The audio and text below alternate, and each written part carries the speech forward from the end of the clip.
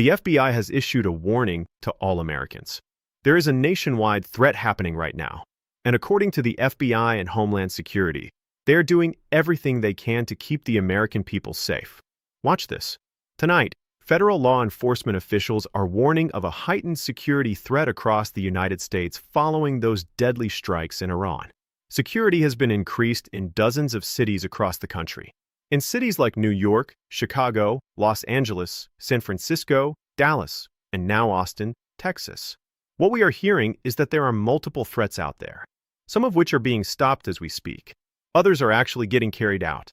And look, I want to be very clear about something right out of the gate. This is not a drill. This is not fear-mongering. This is what the FBI, Homeland Security, and local law enforcement are telling us right now, in real time. These are the people on the ground. These are the people with the intelligence.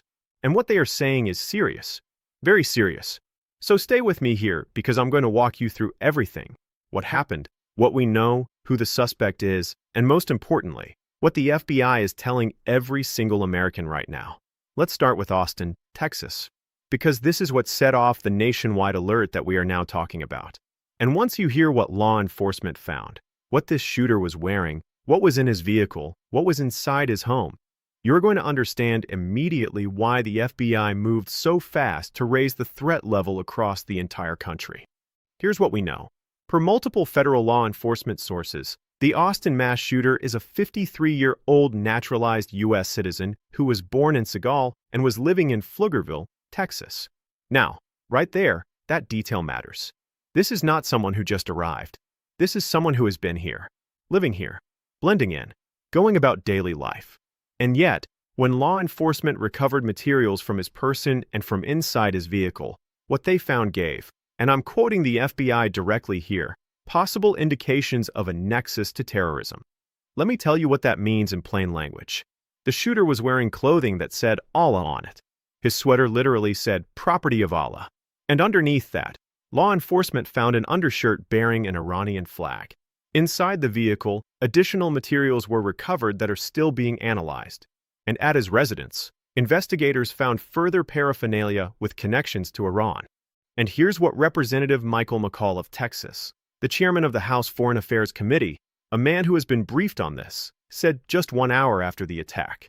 He told us, and I'm quoting, "In my own backyard, just last night, we had an event that possibly could have been terror-inspired right here in Austin, Texas." This is a sitting U.S. congressman, a man with access to classified intelligence briefings, representing the state of Texas. And he is standing in front of a camera telling us that what happened in Austin could have been a terror-inspired attack connected to what is happening right now between the United States and Iran. That should tell you everything you need to know about how seriously the people at the top of the intelligence and law enforcement community are taking this moment. So following the Austin shooting, the FBI raised a nationwide alert. And I want to walk through what that actually means because I think it's important for people to understand the weight of that action.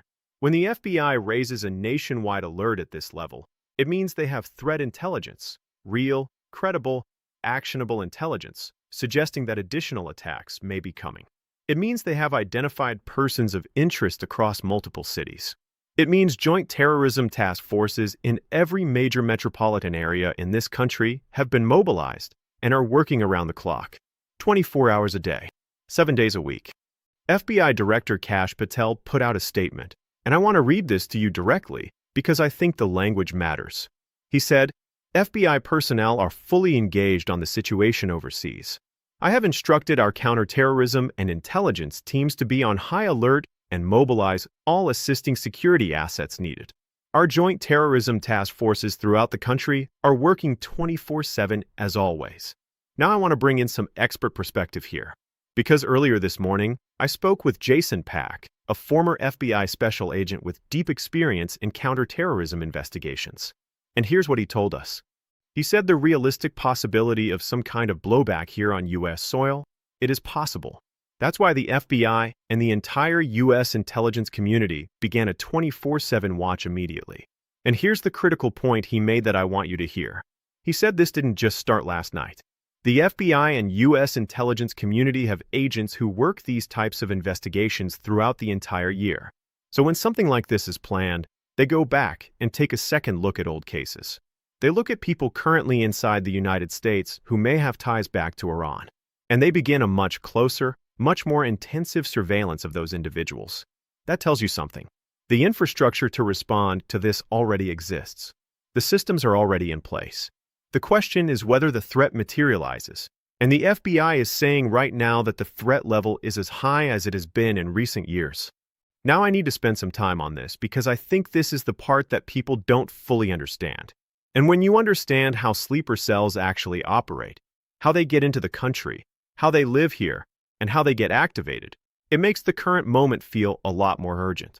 So here's what experts are telling us about people inside a sleeper cell, like, potentially, the shooter in Texas. First, they almost certainly don't know each other.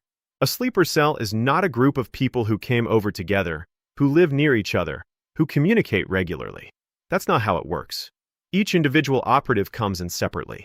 They build a life here, independently, on their own. No contact with the other sleepers. No shared apartment. No group chats. Nothing that could be traced back to a network. They get jobs. Normal jobs. They could be a teacher. They could be a sanitation worker. A receptionist. A business owner. A contractor. They could be anyone. They could be someone you work with every day. Someone who's lived in your neighborhood for years. That is exactly what makes this so difficult to detect. And it is exactly why the FBI is so concerned right now. According to past reports, and this is important, sleepers are not sent into the United States in small numbers. They are sent in by the hundreds. The logic is calculated and disturbing. If you send in 200 or 300 people and a large number of them get turned away at the border because of paperwork issues or flags in the system, you still have dozens who made it through. And those dozens are now here. Living here. Waiting. Waiting for what? For activation. And activation doesn't require a phone call. It doesn't require a meeting. It can be triggered by a publicly visible event. An airstrike. A news broadcast. A signal that any ordinary person would never recognize as a signal, but that a trained operative would understand immediately. And that, right now, is the concern. Because Operation Epic Fury, the joint U.S.-Israel strike on Iran, is exactly the kind of event that could serve as that activation signal for sleepers who have been in this country for months or years, quietly waiting. Now let me address something that a lot of people have been asking about. How long is this going to go on? Because originally, we were hearing different things from different parts of the administration. The initial reporting coming out of the Pentagon suggested this could be a weeks-long campaign. Then the White House walked that back and said days. And now, look at this. President Trump himself has said the Iran attacks may last weeks, and Iran is being defiant. They are not willing to negotiate. They are not responding to diplomatic back channels. They are not picking up the phone. So we are in a situation where the United States has committed to this military action.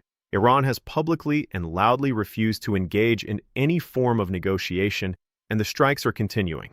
Now here is something that is critical to understand, and I don't think enough people are talking about this. According to polling and reporting out of Iran itself, more than 80% of Iranians actually agreed that the former regime was not working and that change was needed. Many ordinary Iranian citizens are not upset about what happened. Many of them are relieved. They have lived under this regime. They know what it is. So when we talk about Iran as a threat, we are not talking about the Iranian people. We are talking about a regime, a government, that is now cornered, that is furious, and that has assets and operatives and allies positioned around the world. And here's what that regime is doing right now. Because they cannot easily hit the United States directly, and I'll explain why in a moment. They are doing the next best thing. They are going after U.S. allies.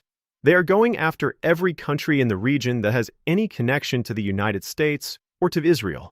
The strategy is essentially this. If we can hurt enough of your allies badly enough, maybe your allies will pressure you to stop. It is the geopolitical equivalent of a child throwing a tantrum. You can't get at the person you're actually angry with, so you go after everything and everyone around them.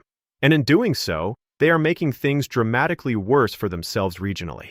Countries that were previously neutral or even sympathetic to Iran are now turning against them. Gulf nations that have quietly maintained relationships with Tehran are now watching Iranian missiles threaten their own airspace. Let me address this directly because I've been getting a lot of questions about it. Can Iran actually hit the U.S. mainland with a missile? Here's the honest answer. Iran does have access to intercontinental ballistic missile technology, ICBMs. That has been reported and is not a secret. However, and this is an important however, the distance from Iran to the United States is enormous. Crossing that distance means passing through or over multiple countries and multiple layers of U.S. missile defense systems, both domestically and deployed internationally. The United States has spent decades and hundreds of billions of dollars building missile defense infrastructure precisely for scenarios like this. According to experts, the probability of Iran successfully landing a ballistic missile strike on U.S. soil is very low. We're talking less than 1%. It is not zero, and that's an important distinction, but it is extremely unlikely. What is likely, what the FBI is actively focused on right now, is exactly what we saw in Austin. Lone wolves, activated sleepers, individual operatives, or inspired actors carrying out attacks on American soil in populated areas. Major cities, soft targets, places where large numbers of people gather. That is the realistic threat, and that is why the nationwide alert has been raised. Let's talk about where law enforcement is currently focused. Because the FBI and Homeland Security have been very specific about the types of targets and the types of locations that are considered most vulnerable right now. Major population centers are obviously at the top of the list. We're talking about New York City, Chicago, Los Angeles, San Francisco, Miami, Dallas, Austin, as we just saw, San Diego, Seattle, Portland, New Orleans, Nashville, Las Vegas. These are cities that have been specifically mentioned in the context of elevated threat assessment. But it's not just about population size. It's also about what a city represents. Financial centers, military installations, naval bases, government buildings, high-profile tourist destinations. Anywhere that an attack would generate maximum visibility, maximum disruption, maximum psychological impact. That is the calculus of a terrorist. It is not about the number of casualties alone. It is about the message. It is about the fear. It is about making every American feel like nowhere is safe. And here is an additional concern that I want to flag. Many of these cities, particularly in certain states, simply do not have the budget to sustain the level of additional patrols and security presence that the current threat level demands. Law enforcement leadership in several cities has already indicated they will likely need to request federal assistance to maintain enhanced security.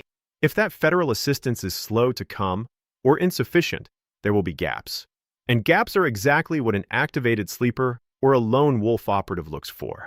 If you are planning on traveling right now, domestically or internationally, I want you to hear this. I have friends in Dubai right now, and they are telling me they are extremely worried. Not because Iran is specifically targeting Dubai, but because the amount of missile activity in the regional airspace is unprecedented. Missiles are being intercepted and shot down at altitude. And when a missile gets intercepted at altitude, it doesn't just disappear. The debris has to come down somewhere. And that debris is coming down on hotels, apartment buildings, busy streets. These are not small pieces of metal. This is dangerous, falling debris in populated civilian areas. And people are getting hurt. Europe is also seeing heightened concern. The threat is not limited to the Middle East. Iranian-connected networks and operatives exist across Europe, and European intelligence agencies have been raising their own alert levels in coordination with the FBI and American intelligence. So if you have international travel planned, whether to the Middle East, Europe, or anywhere in between, please factor in the current security environment before you go. Check travel advisories. Check in with your airline. Understand what you are walking into. Here is where we are. The FBI has raised a nationwide threat level. A potential terror-inspired attack has occurred in Austin, Texas. Sleeper cells, individuals who have been living quietly inside the United States, possibly for years, may be activating in response to the U.S.-Israel strikes on Iran. Major cities across the country are increasing law enforcement presence. And the conflict with Iran is not over. It is ongoing, and by all current indications, it may last weeks. I am not here to tell you that an attack is definitely coming. What I am telling you is what the FBI is telling you. The threats are out there. The threat level is at one of the most significant levels we have seen in recent years. And the situation is evolving in real time. Stay aware. Stay informed. Pay attention to your surroundings. If you see something, say something. That is not a cliché.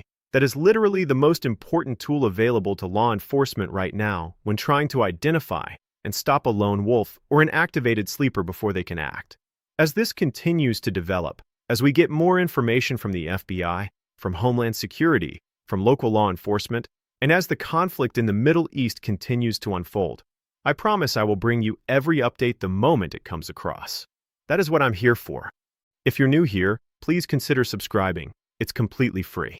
Big subscribe button right below the video. And hit that share button too.